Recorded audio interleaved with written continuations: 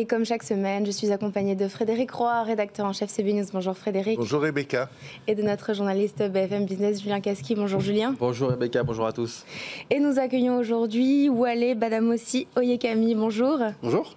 Vous êtes directeur général de l'agence Media.Monks Paris, ex-Derwin, mais on va y revenir. Je précise que l'agence a fusionné avec Sir Martin Sorel. Alors pas avec lui concrètement, physiquement. Non, j'imagine bien. Mais avec l'entité qui dirige désormais, qui s'appelle Media.Monks et qui appartient au groupe S4, tout à fait. Et c'est ex-WPP, il y a 2 ans. Tout à fait. On est bon. Vous faites partie des personnalités récompensées à la 43e édition du Grand Prix des agences de l'année et vous avez remporté le prix du publicitaire de l'année. Est-ce que vous vous y attendez ? Pas du tout. J'ai reçu un email qui m'indiquait cette récompense-là. J'étais très honoré, très flatté. C'est le fruit de 12 ans de travail à la tête d'une agence indépendante qui maintenant appartient à un grand groupe. Et puis c'est une récompense qui est certes individuelle, mais c'est avant tout le fruit d'un travail collectif, quoi. Donc je tiens à saluer l'ensemble de mes équipes et des 180 collaborateurs et collaboratrices qui ont traversé cette année 2022 avec moi, que je remercie chaleureusement aujourd'hui. En tant que publicitaire de l'année, justement, Wale, qu'est-ce qu'on doit retenir de cette année 2022 pour le secteur de la pub ? Alors on rentre dans ces années post-Covid. Donc on est dans des nouvelles formes de consommation. Les usages et les préoccupations des consommateurs ont changé, individuellement et collectivement. On voit aussi l'accélération de la digitalisation, qui est indéniable. On en parlera, si vous voulez, par la suite. Et aujourd'hui, la croissance qu'on a vue en 2022 et celle qui se poursuivra en 2023 nous laisse à penser que le choix qu'on a fait d'être positionné totalement sur le digital depuis 10 ans est la bonne solution pour répondre aux attentes des marques, des consommateurs et des usages actuels. Media.Monks Paris vient d'être rebrandé. Pour faire un petit récapitulatif, vous êtes connecté à plus de 9000 salariés dans 32 pays. Vous couvrez donc, comme vous venez de le dire, toutes les expertises digitales et vous proposez des offres qui misent sur le contenu, sur le social media et sur la publicité programmatique. Tout à fait. Est-ce que vous pouvez nous donner un ou deux exemples qui illustrent bien ces innovations-là ? Oui, on peut parler du cas du client qui est très important pour nous, qui est Google, qui est un client sur lequel on travaille à la fois sur les problématiques de marque, sur les problématiques d'influence, sur les problématiques social media, sur les problématiques de changement de cookies, que vous connaissez aussi, vu que Google a indiqué il y a quelques temps qu'ils allaient mettre fin à ça. Donc sur la réintégration de la data, donc c'est un client qui est principalement une illustration de la force de Media.Monks Paris, qui est capable du coup de servir les problématiques contenu, data, médias et tech pour les clients, qu'ils soient très avancés dans le digital ou dans une réflexion sur leur digitalisation en interne. Frédéric. Donc vous avez rejoint Media.Monks il y a 2 ans. Moi, je me souviens avoir visité l'agence il y a un petit peu plus de temps que ça. Il y avait une table de... Vous avez rejoint Sir Martin Sorel, c'est ça que vous voulez dire ? Ouais, il y avait une table de repassage, la table à repasser, sur laquelle vous avez commencé. Tout à fait. Voilà. Et qu'est-ce que... Alors, donc, ça a grandi depuis. Qu'est-ce que en gros, qu'est-ce qu'un groupe comme le groupe de Martin Sorel peut vous apporter que vous n'aviez pas ? Et puis, qu'est-ce que ça pose aussi peut-être comme problème d'avoir quand même changé sacrément de taille ? Alors effectivement, c'est un choix que j'ai fait il y a 2 ans, après une décennie d'indépendance, de rejoindre un groupe international. Pourquoi j'ai fait ce choix-là ? Parce que j'étais convaincu que la proposition de valeur qui était la nôtre, savoir une expertise très forte sur le contenu, était pertinente pour le marché, mais qu'elle ne serait pas aussi pertinente sur les années 2020 si on n'intégrait pas en son cœur la data, le média. Est-ce que j'avais la capacité en tant qu'entrepreneur indépendant, autofinancé, de construire une offre d'excellence sur le marché français qui avait un potentiel européen, voire mondial pour accompagner nos clients ? La réponse est non, très honnêtement. Donc du coup, l'idée de s'associer, de se marier ou de fusionner avec les équipes de Media.Monks, c'est la capacité du coup pour notre équipe qui continue sur l'excellence créative, de rajouter à ça des nouvelles cordes à son arc, mais avec un niveau d'excellence. De ne pas repartir de zéro, mais de repartir avec un niveau international, juste en scellant l'alliance de 2 équipes. Donc c'est vraiment ce travail-là qu'on a cherché à faire. Sur le marché français, vous êtes où par rapport... Enfin, moi, la question que je me pose, c'est qui vos concurrents sur les pitchs Alors, c'est vraiment très intéressant parce que ça montre bien à quel point notre offre est unique et différenciante. Et c'est le but, finalement, du développement de Media.Monks Paris, c'est d'offrir quelque chose qui soit unique et du coup qui offre quelque chose de particulier à nos clients. Les concurrents qu'on peut avoir sont différents selon les problématiques.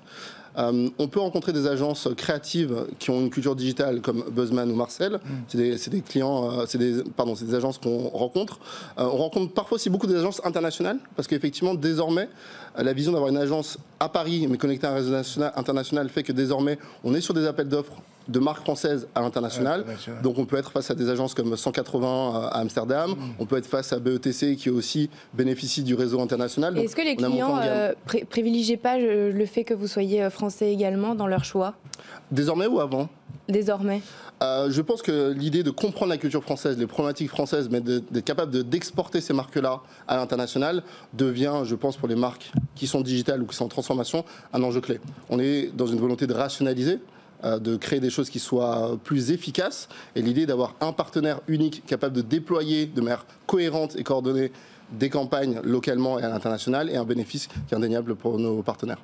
Vous avez parlé donc de digital, vous êtes 100% axé sur ça. Ce qui se passe autour de Meta, de Twitter avec les licenciements, avec voilà, il y a moins de croissance qu'avant. Est-ce que ça vous inquiète ? Alors, c'est une réalité de la bulle qu'on a vécue ces dernières années, il faut s'en rendre compte.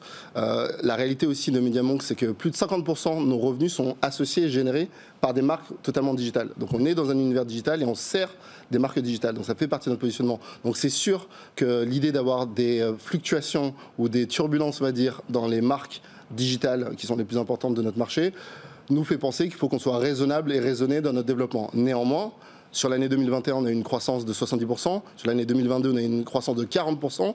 Donc même si nos partenaires, parfois, sont en train de réfléchir à leurs dépenses et leurs structures de coûts, on n'est pas aujourd'hui les premières victimes de ces restructurations-là. Malheureusement, c'est souvent l'interne. Parmi vos clients, Netflix, et je voudrais qu'on parle de l'arrivée de la pub sur les plateformes de streaming, la consommation vidéo qui vit un bouleversement sans précédent et c'est que le début. Disney+ qui va intégrer une nouvelle offre également avec de la pub très bientôt. Quel rôle joue Media.Monks Paris là-dessus? Alors, pour être très honnête, on ne travaille pas sur les stratégies d'offres publicitaires pour notre client Netflix. Ils ont noué un partenariat, vous l'avez sûrement vu à l'international, avec Microsoft, qui a été élu comme la régie globale de Netflix. Donc nous, on accompagne dans la promotion des offres, désormais, qui ont été créées, qui sont des nouvelles offres à des tarifs inférieurs, qui sont à 5,99 en France. On fait le marketing de ces nouvelles offres-là, comme on le fait avec eux depuis 8 ans, mais la stratégie, effectivement, de publicité n'est pas celle sur laquelle on travaille actuellement. Frédéric ? Vos clients, ils vous demandent, puisque pour vous, c'est du digital d'aller faire de la pub sur Netflix ou c'est de la télé C'est de la vidéo online, comme on appelle, donc c'est de la VOL, donc c'est une expérience de consommation. Netflix, c'est avant tout digital.